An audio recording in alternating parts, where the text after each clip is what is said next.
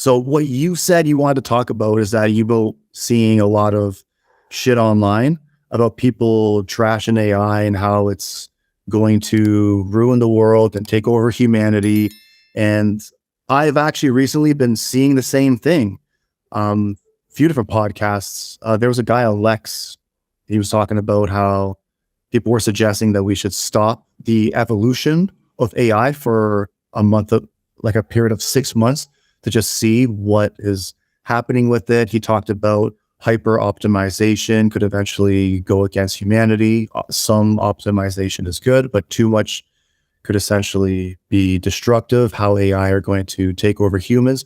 But bro, I say, fuck it. Let's go balls to the walls, get rid of these piece of shit politicians, and let AI rule the world. Okay, well, I was with you for the first part of that. The second part, I'm not so sure about. Yeah, maybe not AI overlords just yet. Okay, they're. I think everyone's got it wrong. Well, not everyone. I think there's like a good bunch of these people, especially the ones doing the whole doom thing. I think it's more of a projection of their world model, right? Like, I really think that the reason they think it's going to end all like so badly and go in all these horrible directions is because it fundamentally like that's how they sort of perceive the world to be. It's just this doom and gloom. And so I think they're like, like they're doomers, man. They're fucking pessimists. And like pessimism can be useful if you like, like it can sort of have a use. I think that it's not the most useful model. I'm an optimist for sure, and prefer to like try and focus on the upside, so to speak. You got to be aware of the downsides, but you can't just continuously focus on them. You get lost in there, right? You can always think of ways something can be worse or can happen bad or what. You can always make it worse and think of ways that it can be worse, right? But it's just it's like it's a fool's errand trying to get into all of that. The optimism angle, I think, is way more valuable. But let's just touch on that. Like you mentioned, they want to do the 6 month pause, right? Like the 6 month pause is only going to pause on the people that adhere to the 6 month pause. How the fuck are you going to enforce that on everyone? Like okay, so all the people working on AI that like adhere to this rule pause, and then everyone else that doesn't adhere to it just gets 6 months fucking head start on everyone else. Like these people are smart too. Like, are you talking about Eliza Yudkowsky? I don't know. He's like a Jewish guy. He's got like an Al Pacino kind of vibe, a bit. A fedora? No. I don't remember what his name is here. I can check. He was on Alexa's podcast recently, and he's got this Al Pacino sort of. Well, the guy I'm talking about, Eliza Yudkowsky, I think his name is. Like he's part of the what are they? Less wrong community, the rationalists, and I think like there's a decent amount of they've gone through some great stuff, and they're very smart people. But I think a lot of the time they've thought themselves into holes with a lot of this stuff. Like I look at him, and there's no doubt that he's an incredibly smart person.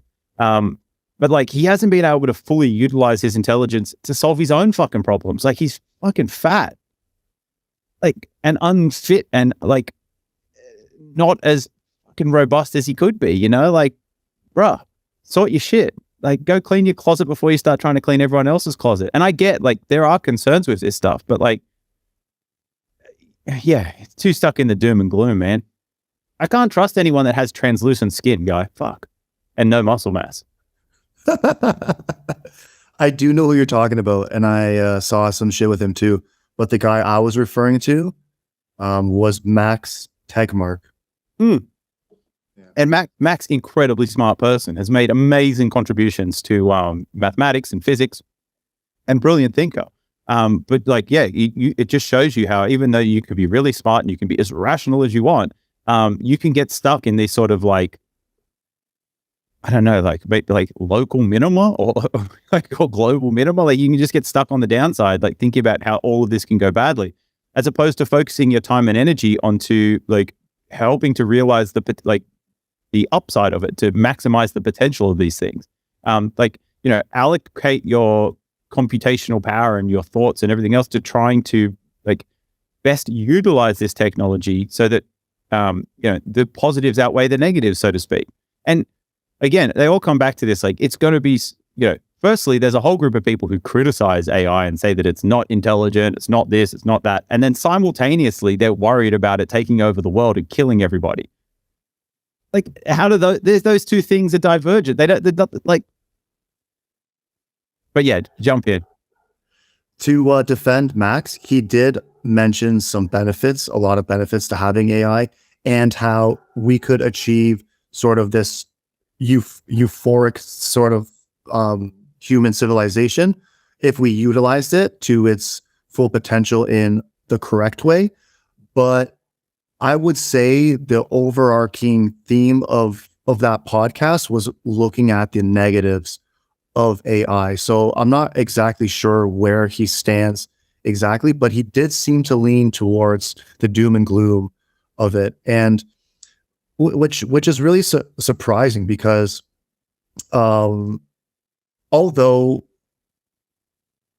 because every time some new technology comes out, there's always a lot of doom and gloomers talking about how it's going to ruin the world, ruin civilization, ruin humanity. There's been lots of examples over the years. We've talked about this in another podcast, that this isn't the first time that we have some state-of-the-art technology really, hitting the market like how heavily AI is hitting the market. We've had this before. We've remember in the year 2000 when everybody was worried that when the clock turns to the year 2000. Y2K.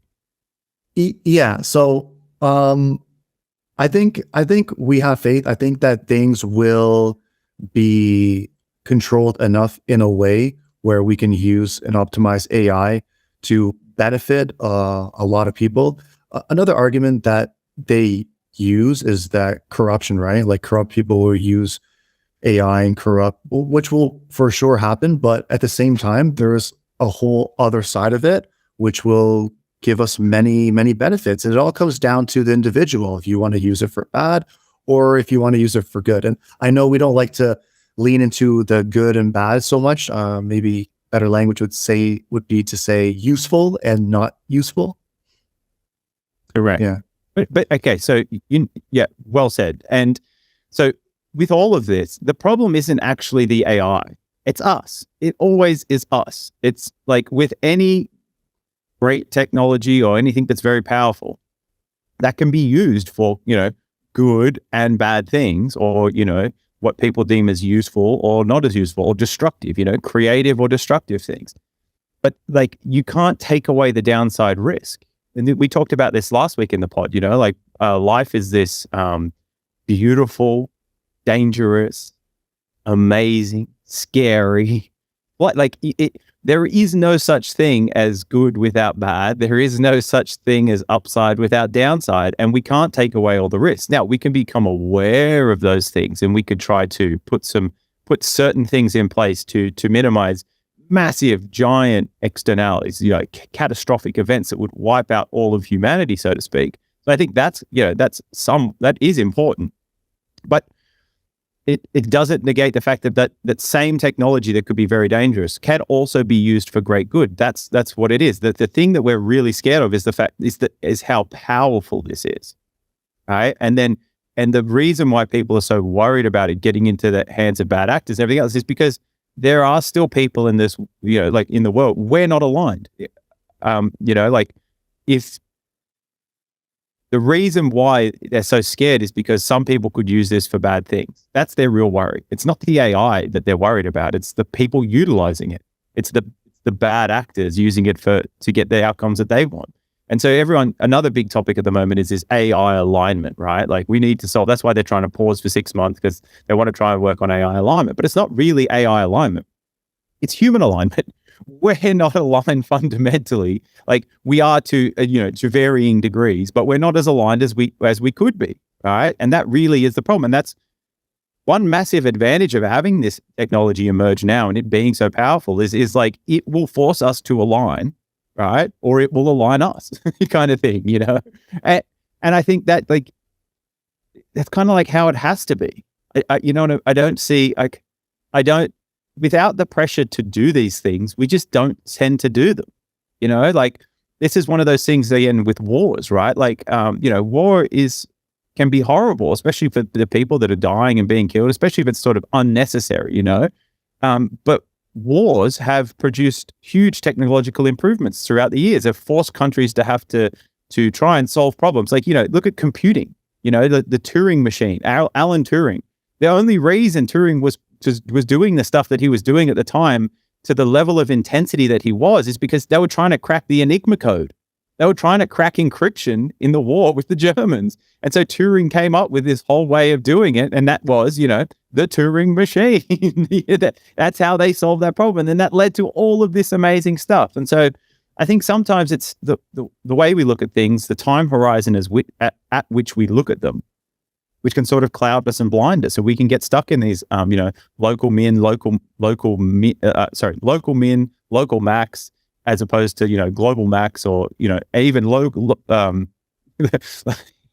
global min. Like that's obviously what we're trying to avoid. But we need to sometimes zoom out and change our perspective on things to get a more sort of holistic look at this stuff.